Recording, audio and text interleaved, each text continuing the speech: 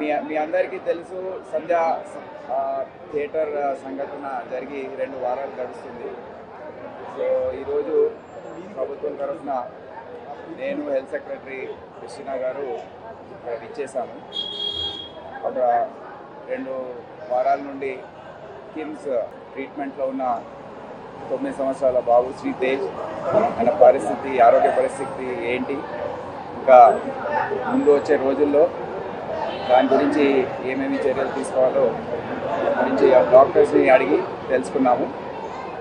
So దాని bulletin exact condition ఏంటో doctors తర్వాత బులెటిన్ లాగా ఇస్తారు. ముఖ్యంగా ఆ రోజు జరిగిన తొక్కిసలాట్లో శ్రీతేజ్కి బ్రెయిన్ డ్యామేజ్ జరిగింది. ఆక్సిజన్ అందక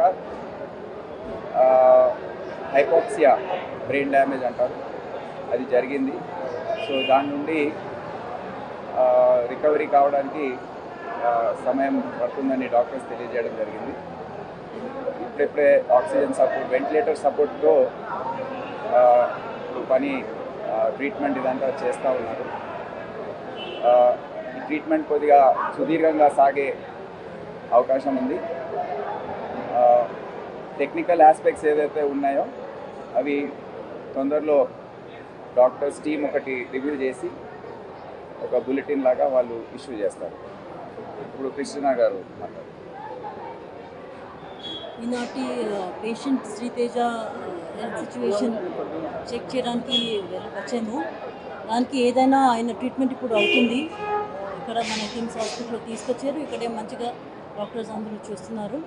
ఆయన ట్రీట్మెంట్కి ఏదైనా సహకారం ప్రభుత్వం తరఫున అవసరం ఉంది, తప్పనిసరిగా మేము ఫాలోఅప్ చేసుకుంటూ ఉన్నాము.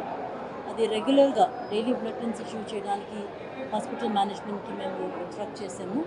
దీని విధంగా మేము రెగ్యులర్గా ఫాలోఅప్ చేసుకుంటూ we hope this condition improves. Thank you. అవన్నీ that is not the issue.